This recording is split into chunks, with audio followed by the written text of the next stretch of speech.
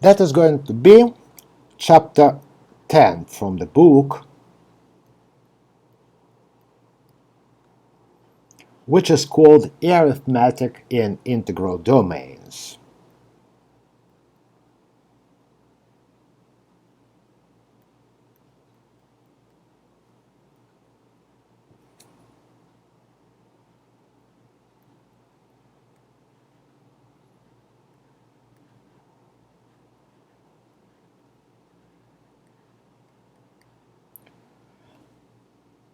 In this chapter, we look back and revise what we did in chapters 1 and 4. So in chapters 1 and 4,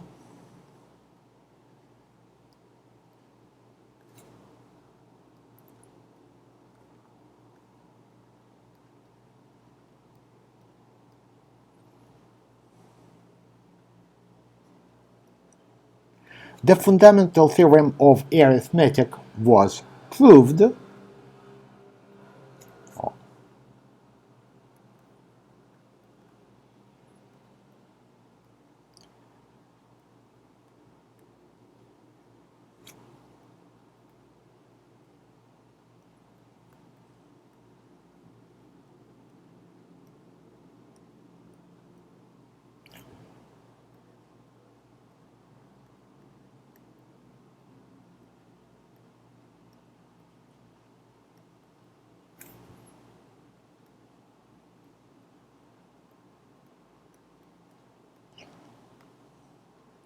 In situations of ring of integers Z and the ring of polynomials over a field. F is a field.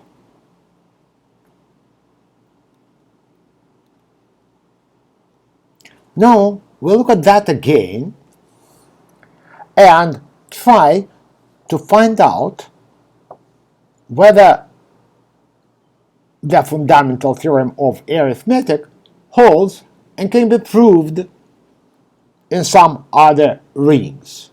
I recall the theorem that every non-zero non-unit element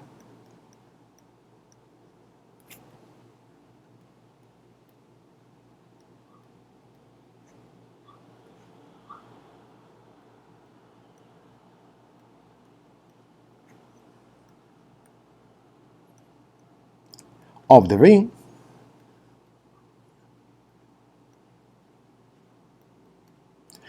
was either the ring of integers or the ring of polynomials. Can be written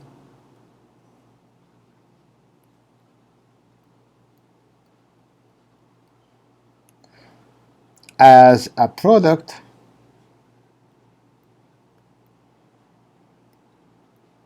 of irreducibles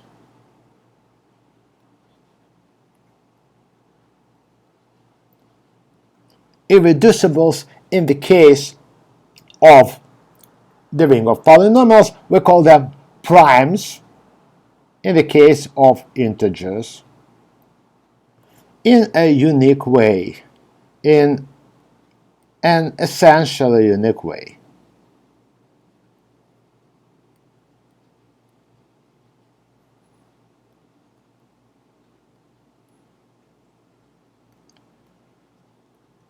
Let us look at what does the theorem claim, and from that try to imagine what kind of more general rings besides those we may consider. Well, because what it was essentially unique,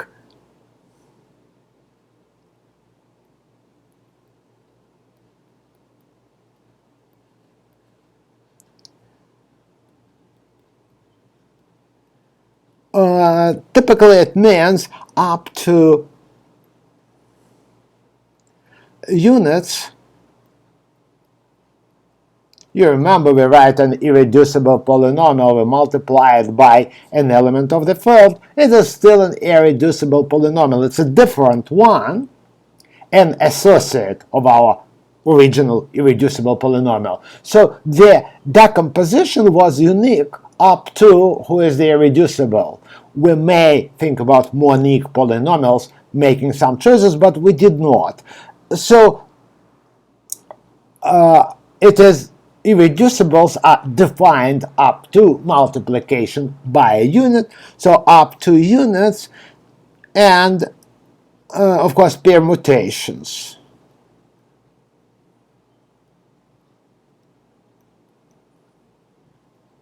We think that 6 is 2 times 3 or 3 times 2, and this is the same decomposition of number 6 into the product of primes.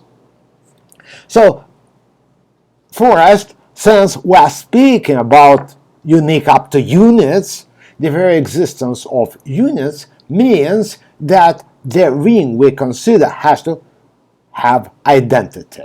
So because of units, because of this word here, the ring must contain an identity. The identity of the ring. The ring must have identity.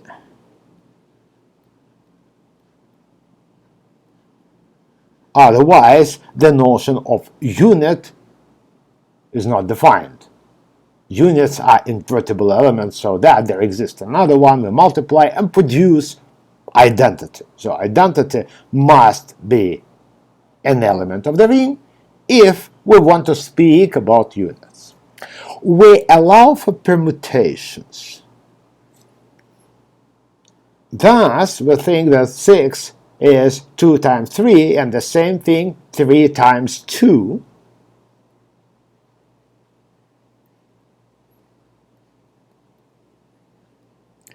That means that we need to assume that the ring is commutative.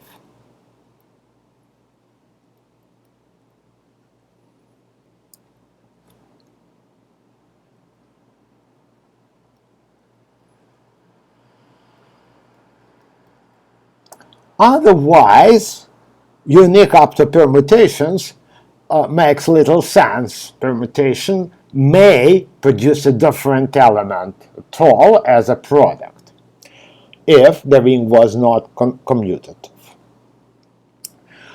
So we want a ring with identity, we want a commutative ring with identity. Also, we accept unit and zero elements. The exception of zero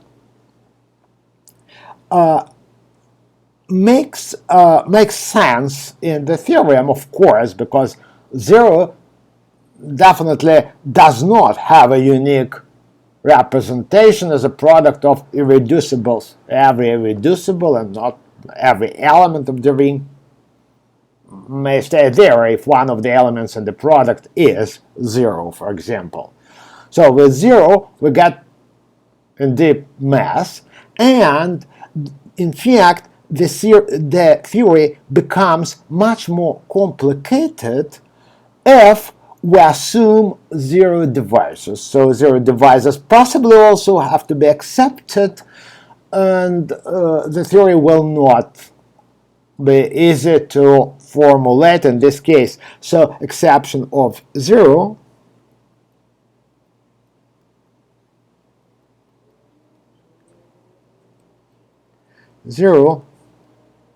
hence that we are going to be better off to consider rings without zero divisors.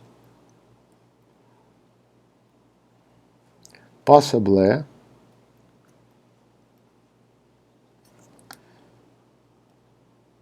want to consider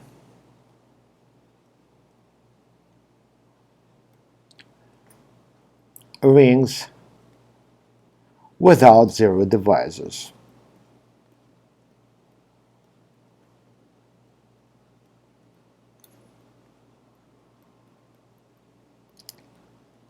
Altogether, we can summarize that we want an analog of the fundamental theorem of arithmetic in a commutative ring with identity without zero divisors.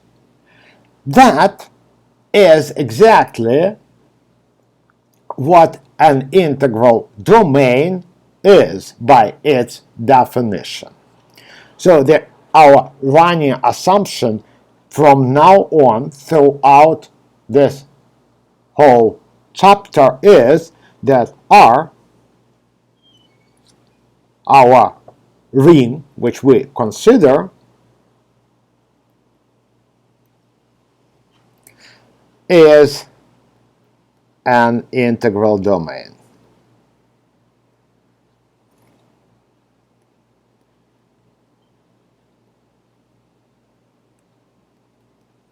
Another good reason to consider integrals domains only is a plethora of applications of this fundamental theorem of arithmetic and its generalizations in other branches of mathematics, algebraic number theory in the first place. So the analysis which we're going to perform is quite useful for consideration in some other areas of mathematics. So since now on, we want to consider only integral domains. Examples to have in mind: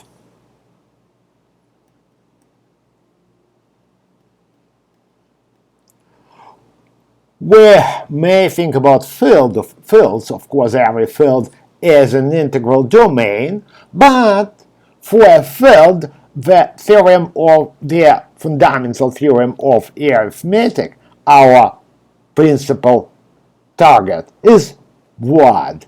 Every non-zero non-unit element of a ring can be written, sorry, there are no non-zero non-unit elements in a field. Every non-zero element in a field is a unit. Thus, the theorem is trivially true and tells nothing new. There are no elements to decompose into whatever products of irreducibles. So, other examples which are more interesting. In the first place, these are examples already considered. Z, the ring of integers.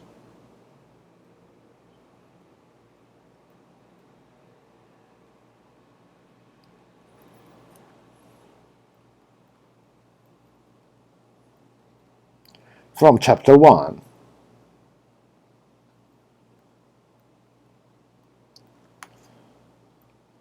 Ring of polynomials of a field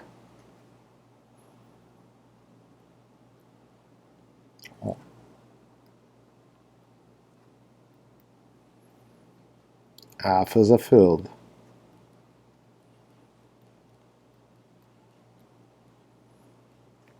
considered in chapter 4.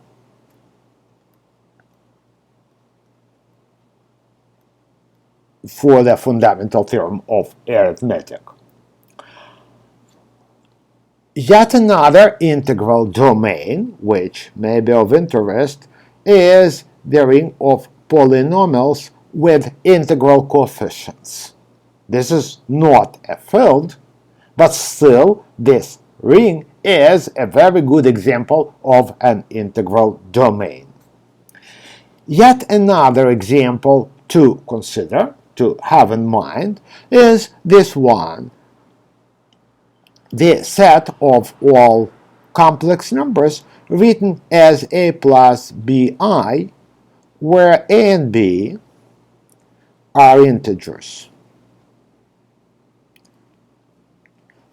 It is easy to see that I is the imaginary unit, I squared is -1, and it is easy to see, easy to check, although it is not immediate, but it is a routine check, that this is an integral domain. This is a subring of the ring of the field of all complex numbers.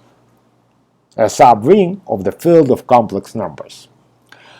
More generally, one can consider also other things constructed by the same model, say a plus b root of 7.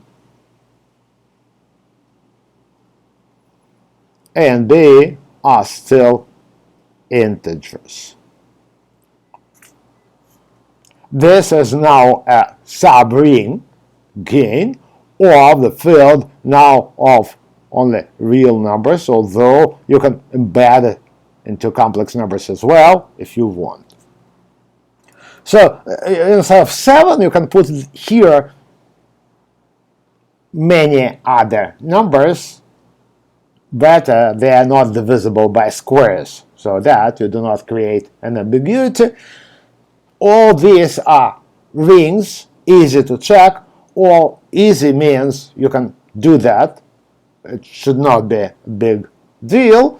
And all these, easy to check, are integral domains. They are commutative, they have identity, they have no zero divisors. I recall zero divisor to make it clear what are zero divisors means. The situation to rule out zero divisors, a, b is 0 in the ring, while both a and b are not zeros. A and b are called zero divisors.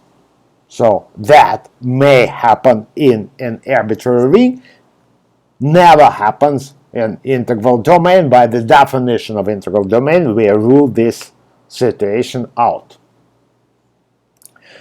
In any integral domain, we can now go along the lines we followed in chapters 1 and 4. Namely, we start with the definition of divisibility in an integral domain. So what is divisibility?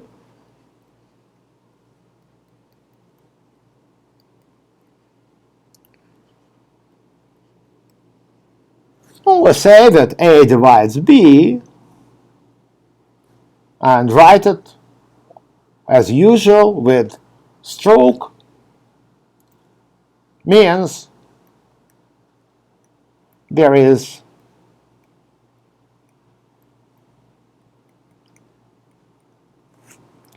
C in the ring such that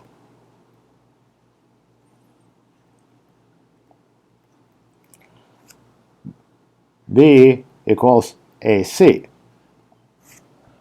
We did it for integers, we did it for polynomials. Now we can do it in general, just writing R, a ring. Now A and B are neither, possibly neither numbers, integers, nor polynomials, but just elements of our integral domain.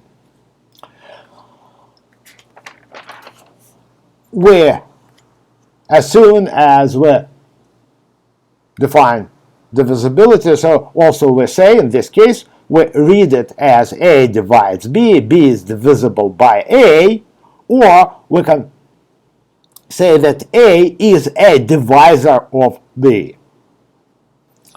A divides B, A is a divisor of B. That's same thing, and we define units in the ring.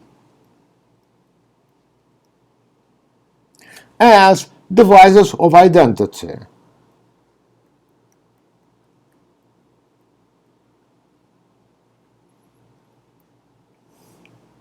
Identity element in our integral domain R. Meaning UV is identity with U and V in R. In this case, both U and V are called units. Also, by definition, unit has an inverse. So in this case, we write V as the inverse of U. Units, by definition, have inverses. We also define associates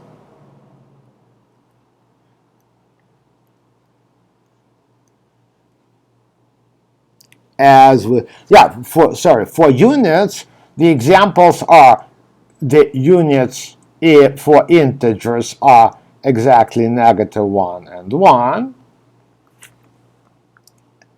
in Z, and the description of units in the ring of polynomials was different. That is the set of all A in the field except 0 in the field. These are units in the ring of polynomials. Are the description equivalent one as that these are polynomials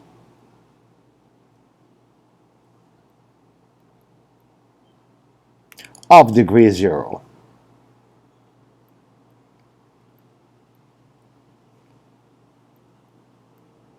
All polynomials of degree 0. 0 is a polynomial, but it has no degree by definition.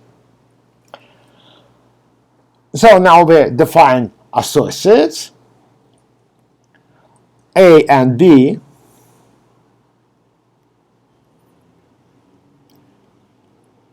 are associates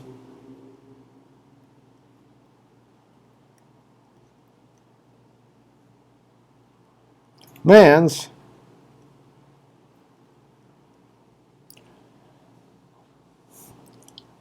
A and B differ by multiplication by a unit.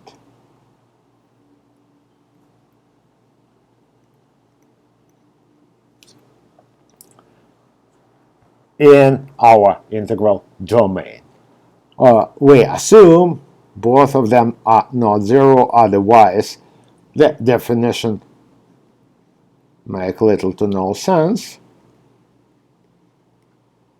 And we call them associates when they differ with multiplication by a unit. So out of these are basic definitions. For integers, associates of an integer are this integer and negative this integer. For polynomials, there are much more associates, as many as there are non-zero elements in the field. We can multiply by any unit to get an associate to a polynomial. In general, these are just abstract definitions in an integral domain. From these definitions, it is clear that every non-zero element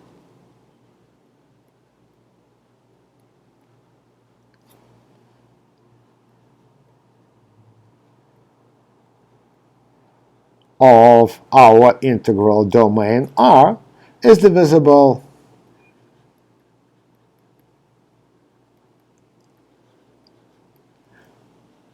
by any unit, by all units,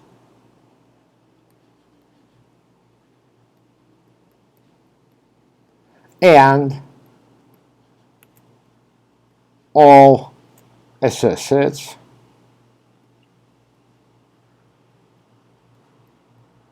of the element.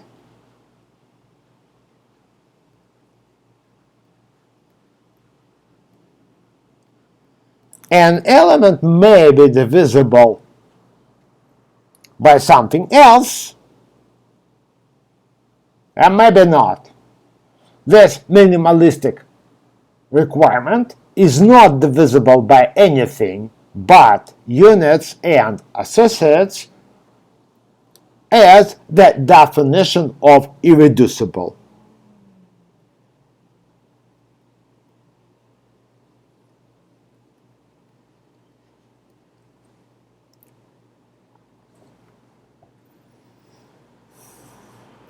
An element P of our integral domain is irreducible, is called irreducible,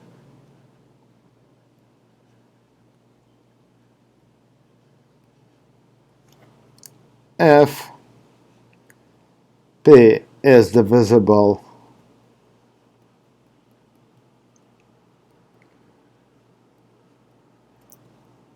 by nothing but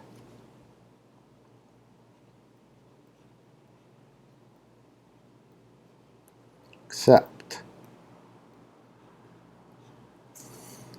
units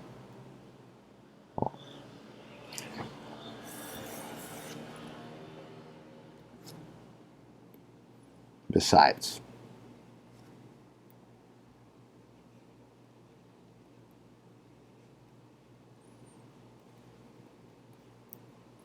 And associates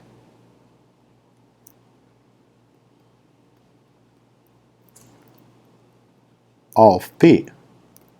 Any element P different from 0 and probably not a unit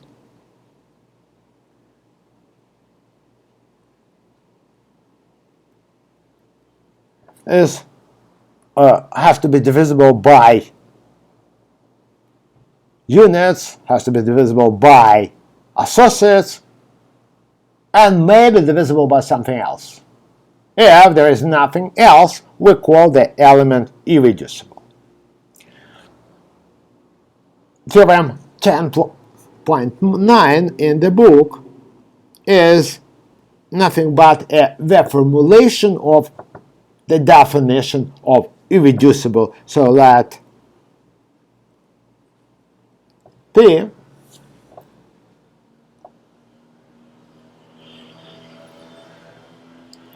be a non-zero element in our integral domain. Then P is irreducible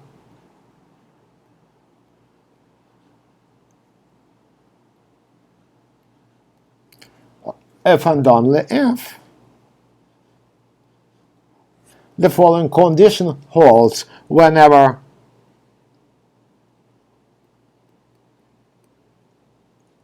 P is presented as a product of two elements R and S, then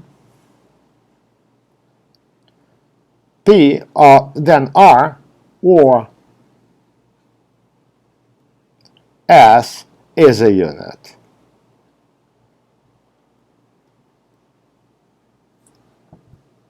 Not both of them.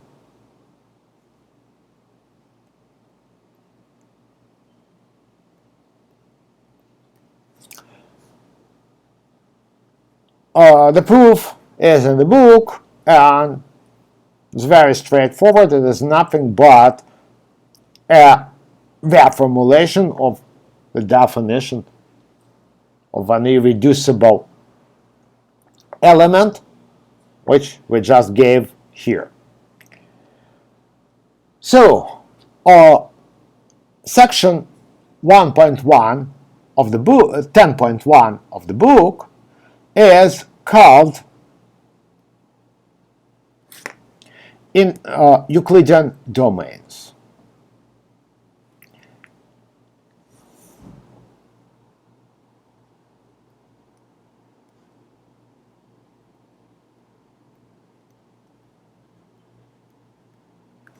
After we did some setup and refreshed some definition, let me explain you what the first section is about.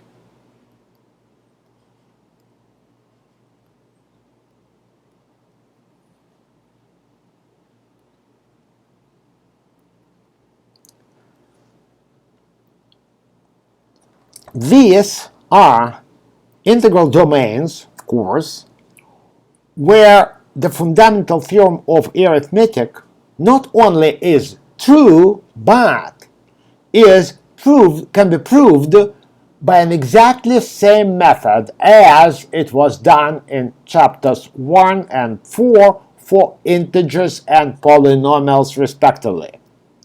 So the idea of the definition, these are roughly integral domains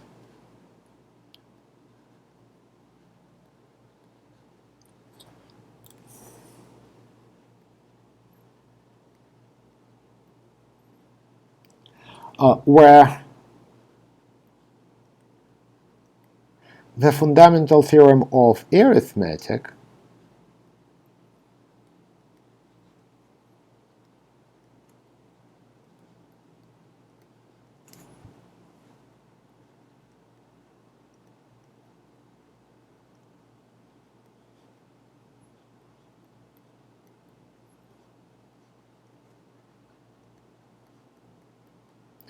can be proved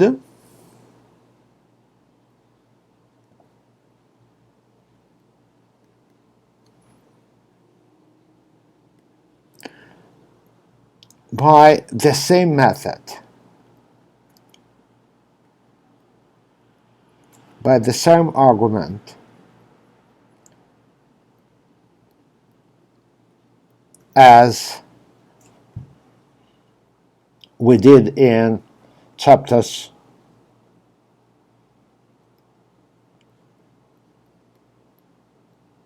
1 and 4.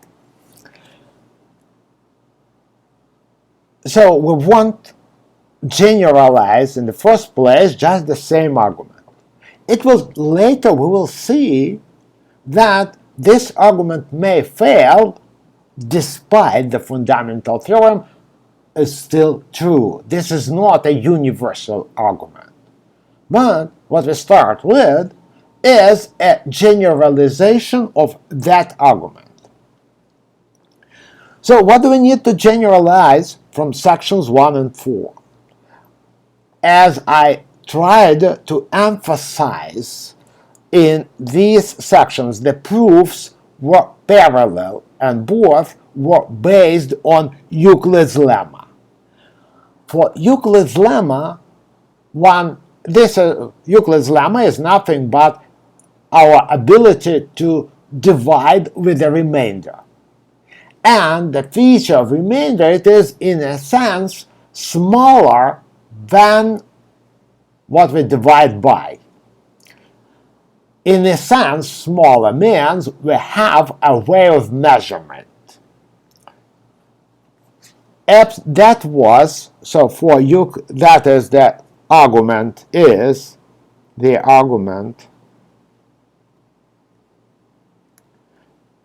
based on Euclid's lemma,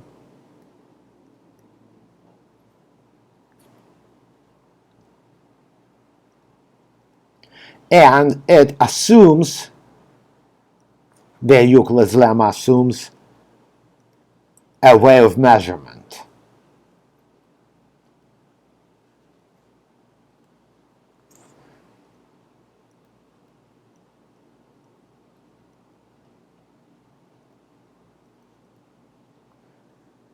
Thus, we start now with defining Euclidean domain as a, an integral domain where Euclid's lemma holds true. That will automatically allow us to derive the fundamental theorem of arithmetic from Euclid's lemma. We axiomatize Euclid's lemma in the following definition.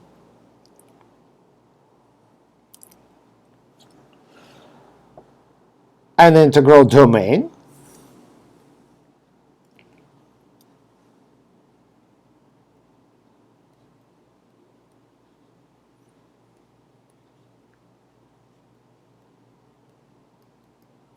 R is called Euclidean domain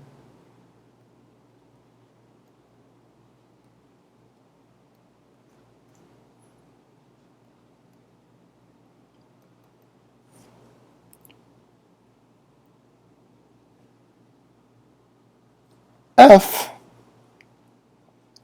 there is a function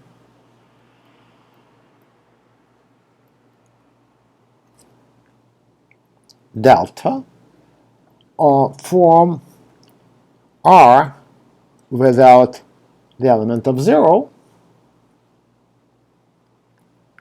to from the set R possibly without one element. So the domain of this function is required to be a little bit smaller, although it may be bigger.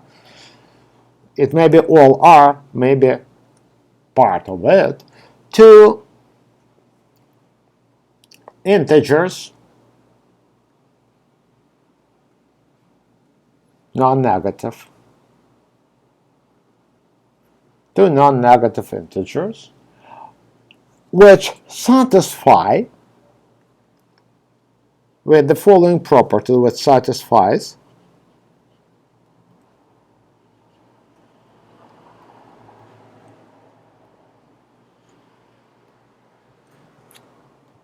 the following requirements.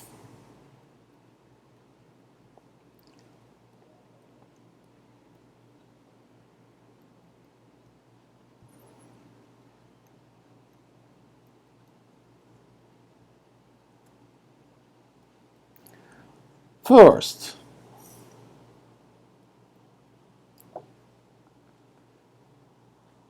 f and b, two elements of R, both non-zero,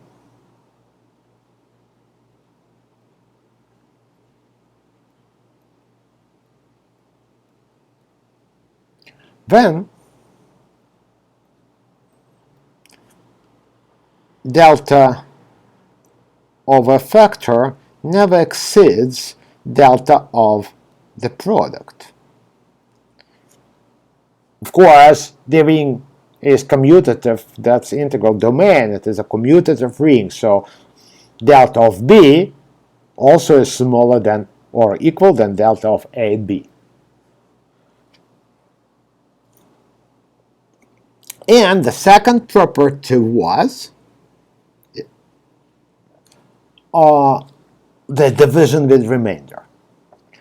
So this, okay, I will comment about the property in a moment. So division with remainder, if A and B are elements of R with B non-zero, we are not in a position to divide by 0, then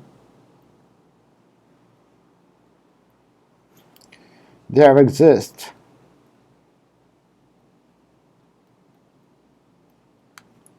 Q and R, both elements of our domain, such that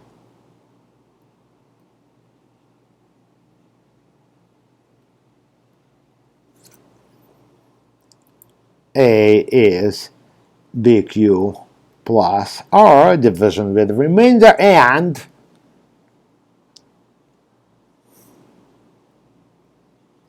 either r is 0, there is no delta of 0. There may be no delta of 0, so we have to make it special case. Or if a is not divisible by b, r is 0 means a is divisible by b. Or the remainder is smaller, delta of r is strictly smaller than delta of b. The remainder of division is smaller than what we divide by delta. In the cases of integers, so examples of integral domains are, of course,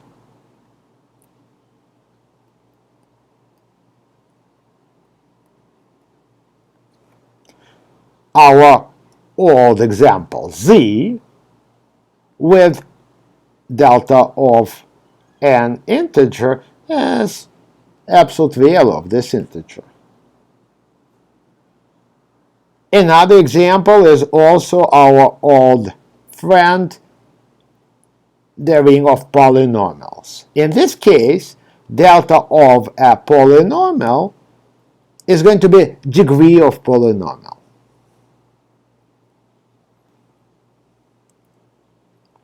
In this case, absolute value of 0 is defined. It is 0.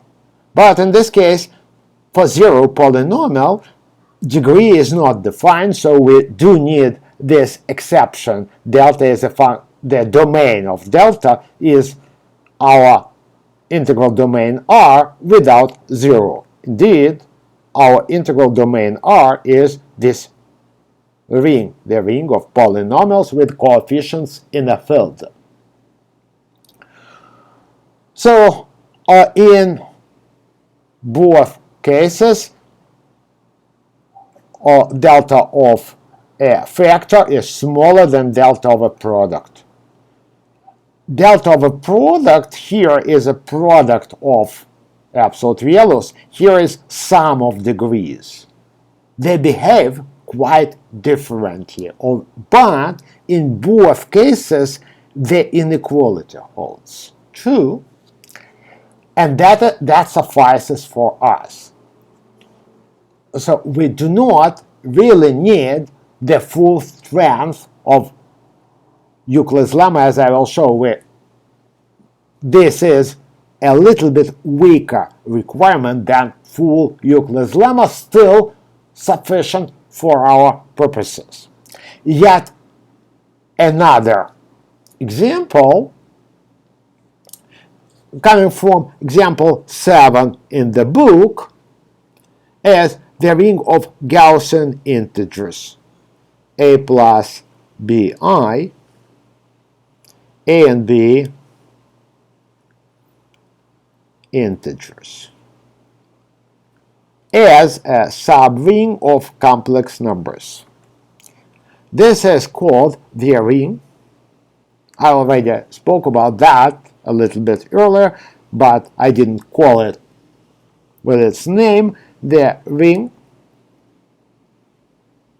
of Gaussian integers.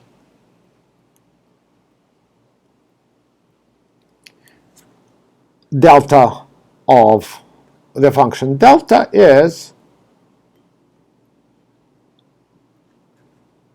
a squared plus b squared.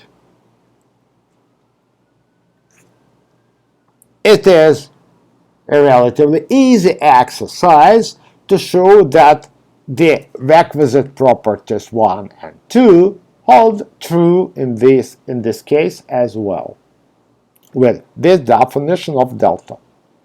In every case, we define delta specifically for this case.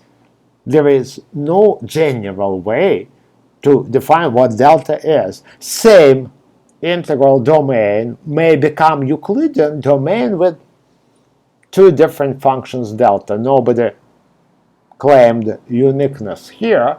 The presence of at least one function delta which satisfies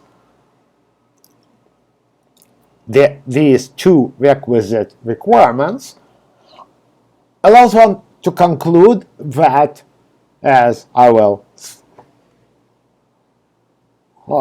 just outline a little bit later, allows one to conclude that the fundamental theorem of arithmetic is true in the integral domain.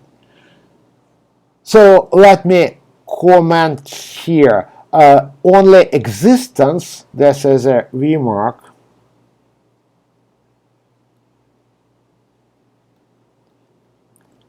only existence of Q and R are required.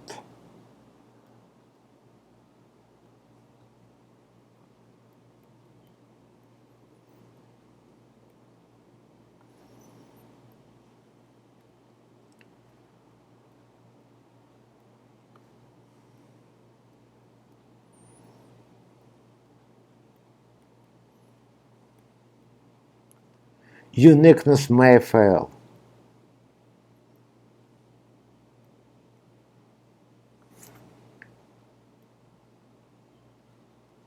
Maybe not true.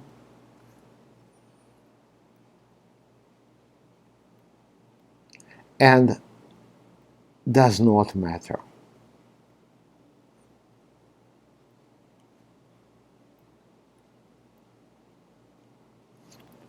What matters for does not matter for the fundamental theorem of arithmetic. So the rest of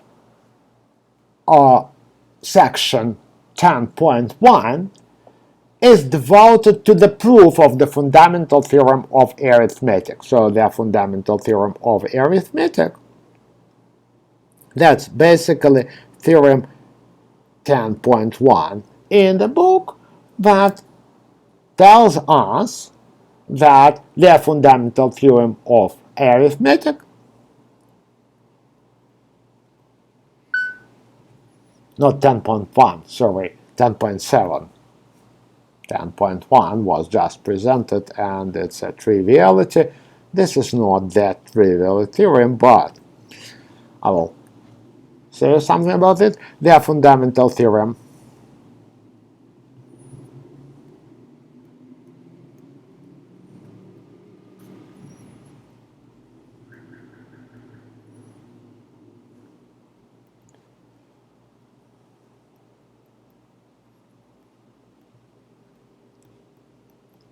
holds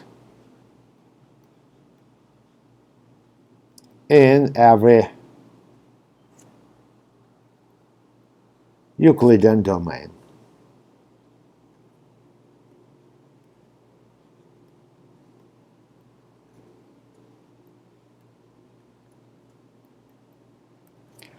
Which is not surprising. We made up the definition of Euclidean domain in a way such that Euclid's lemma, more specifically what we need out of Euclid's lemma, is true. So after that, as I already tried to emphasize, for integers and for, in the case of the ring of integers, in the case of the ring of polynomials, that Euclid's lemma implies the fundamental theorem automatically. So I will not repeat this same argument with arbitrary Euclidean domain and arbitrary delta instead of this Euclidean domain and this delta, and this Euclidean domain and this delta. The argument goes along the same lines. The definition here of Euclidean domain is made up such that the argument will go through. There is one discrepancy in these arguments, and that is the only point where I will try to comment something, try to show you something. That is the description of units. Units here and units in this Euclidean domain are quite different. In order to not only prove but actually accurately formulate the fundamental theorem of arithmetic, we probably need to know how to characterize units, what units are. And that plays some role in the proof of the fundamental theorem. So, in the next fragment, I will give you a description of units in an Euclidean domain. Thank you for listening.